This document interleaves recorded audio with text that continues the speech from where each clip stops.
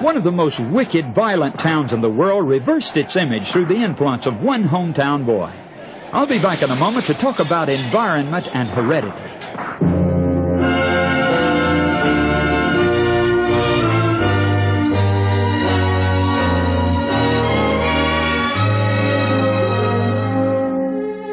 Hello, this is Joe Cruz from the Amazing Facts broadcast, facts which affect you.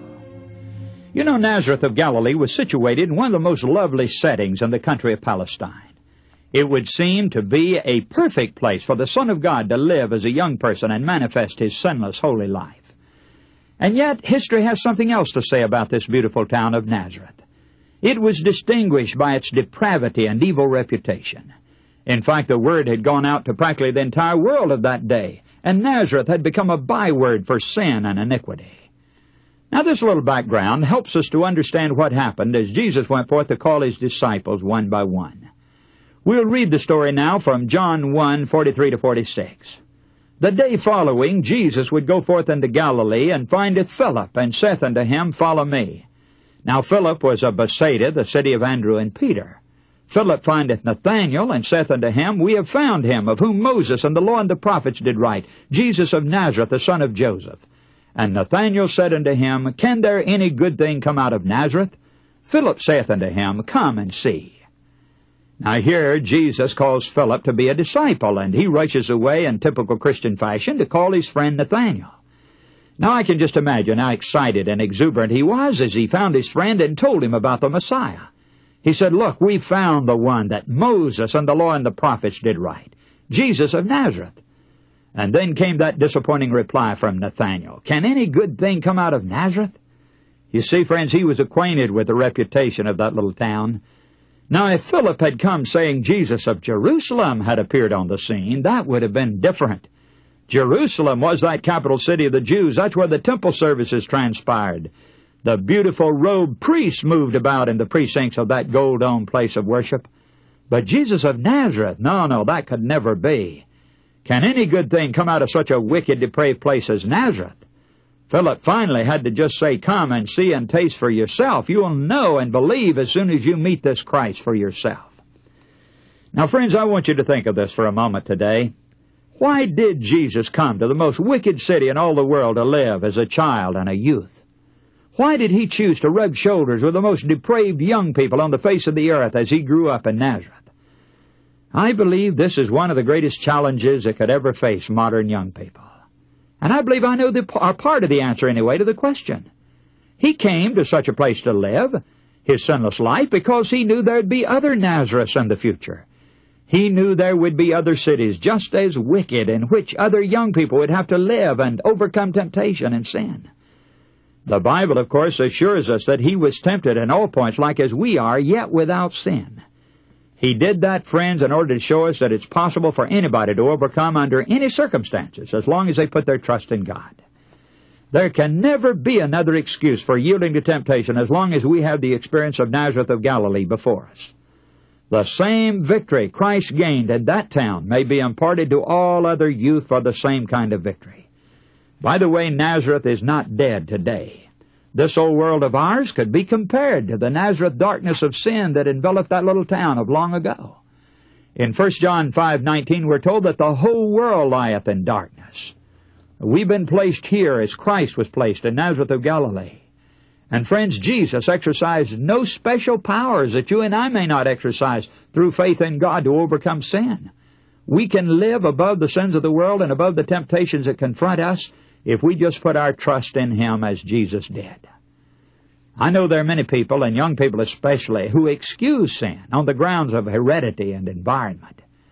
But all those excuses fall through in the light of Nazareth of Galilee. I think about those who've lived in darker-than-night situations. I think of Moses, who was brought up in Pharaoh's palace in Egypt.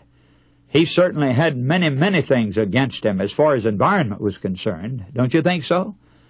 Joseph also had to stand alone against the entrenched darkness of that heathen situation that he was in. Daniel and his friends over in the dark city of Babylon were surrounded by the influences of a heathen court and administration. Yet they all stood firmly for the truth in spite of their circumstances. No, friend, it doesn't matter. Environment is no excuse for transgression. It doesn't matter to God what the situation is. He has the power to lift us above the temptations of this world. Now, what about heredity? Some people say, well, I just inherited some weak strains of character, and I can't resist temptation. In fact, you know, friends, some people can resist anything except temptation. I had a roommate once at college who felt that way. He could do very well during those special weeks of prayer when special religious services were being conducted. But a week later, he dropped down into the pit of discouragement and defeat. And often he would say, I don't believe that I have it in me. It doesn't seem possible for me to overcome and be saved. Now, what about it, friends? Is there an individual in the world who's been born with so much inherited weakness that he really cannot prevail over sin? What about the text in Romans 5:20? But where sin abounded, grace did much more abound. Isn't that wonderfully encouraging? God will take a person who's depraved, weak, defeated, and make him an overcomer by divine grace. Ancestry, in other words, doesn't count with God. Environment doesn't disqualify a person from living a victorious life. For your encouragement, let me mention the story of Abraham and the Bible. Humanly speaking, what kind of a person did Abraham promise to be as he grew up in his heathen home there in Ur of the Chaldees? His family were worshippers of idols. Undoubtedly, this young man grew up in a home of heathen influence. Even though they had a knowledge of the true God, they had conformed to the pagan influences of that country. Were it possible for us to look in on Abraham as a youth, we would have discounted the possibility of his ever prevailing with God. But the call came to him as a youth, and he stepped out in faith to follow the call of the great God of heaven. And Abraham became the father of the faithful, the head of a royal line of others who were willing to trust God in spite of circumstances or heredity. All through the ages, God has been looking not for the learned or distinguished, but for those who would trust Him and move out there in simple faith. I think of Ruth, the Moabitess. She had been born into a tribe of apostates on the eastern side of the River Jordan. Her family was noted for rebellion against God. Her life as a child had been permeated with the godless unconcern of those Moabite people. And yet when the call of God came to her, she responded gladly, crossed over the Jordan, and settled among the people of God. Her faith was fastened at last upon the great God of heaven. And do you know, friends, that the name of Ruth is found today in the Bible as one of the ancestors of our Lord? Ruth became one of the progenitors of Christ Himself. Doesn't this testify to the power of God's grace to change the life of anybody under any circumstances? But now let me mention another name that's almost unbelievable, the name of Rahab, who lived in that little city of Jericho. Now, if we could have seen Rahab as a youth and a young woman, we would say that's impossible for her to ever be saved. You see, friends, she was living an abandoned, immoral life on the streets of Jericho. A scarlet woman, and yet when the call of God came to her, she responded immediately. And she was removed from that sinful environment of Jericho and became an overcomer for God. And friends, you will find her name, believe it or not, in the Messianic line of the Bible. She also became one of the ancestors of the Lord Jesus Himself. It's hard to believe, and yet it's true. It proves what God is able to do to help anybody overcome their inherited or cultivated tendencies of sin. Well, we could bring this thing down to our own modern time just as well. A few years ago in the large city of Bangalore, India, a barefooted Indian boy came in day after day and sat in the front row of the tent where I was having an evangelistic crusade. This young Hindu lad possessed practically nothing of earthly goods. He had no shoes, he had only a shirt and one pair of trousers, but he was hungry to hear the gospel of salvation. Night after night he drank in the truth, and on the first call for surrender, he came forward to be baptized. And because Jacob wanted to be a Christian minister, we helped him through a Christian college in India, and he graduated at the head of his class. He married a lovely Christian girl from Ceylon, and together they went back down to that island field to preach the gospel of Jesus. Just recently, Jacob came to this country. He got his master's degree, he got his doctor's degree, and now he is a fiery preacher of the everlasting gospel. In fact, he operates a ministry that provides Christian education for over 5,000 children boys and girls in third world countries of the world. You see, friends, God's grace accomplished something in the life of that young man that is a revelation of God's transforming grace. Some time ago I met a man by the name of Catarongas who had been brought up in a cannibal home. Catarongas' father had been a flesh-eating cannibal who raided their neighboring tribes to bring back human flesh.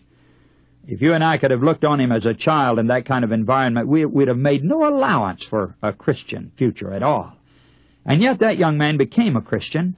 He became an ordained minister, was actually the president of an organized Christian work in the South Sea Islands for many, many years. And yet, friends, he had been a cannibal. He had eaten human flesh in the island home of his cannibal parents.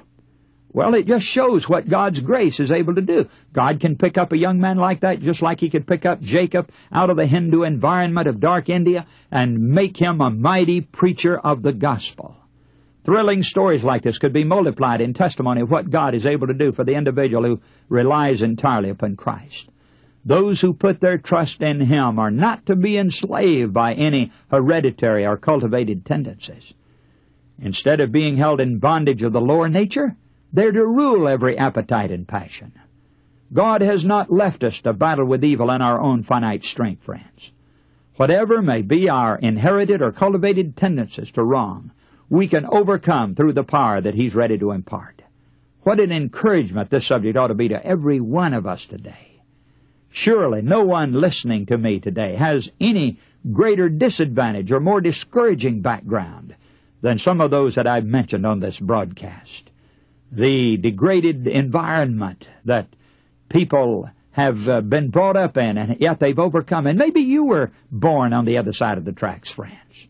Maybe as a child or youth, you had to live in a home where Christianity was not even known or experienced. And maybe you were even taught as a child how to disobey God and to break His law. And you wonder if there's any real hope for you. Listen, let me assure you that no matter what rough pit you've been hewn out of, God is able to pick you up and give you victory over all of those inherited tendencies of weakness, or over all of those cultivated tendencies also that you might have developed because of giving way to sin. And God is able now to give you a total victory over sin. Yes, Nazareth is not dead today. You may be living in one of those places just as dark and sinful as the little town of Nazareth where Jesus grew up. But you can have the same victory that He had if you just apply in faith and ask Him to give you that victory. And now, this is Joe Cruz saying goodbye for today.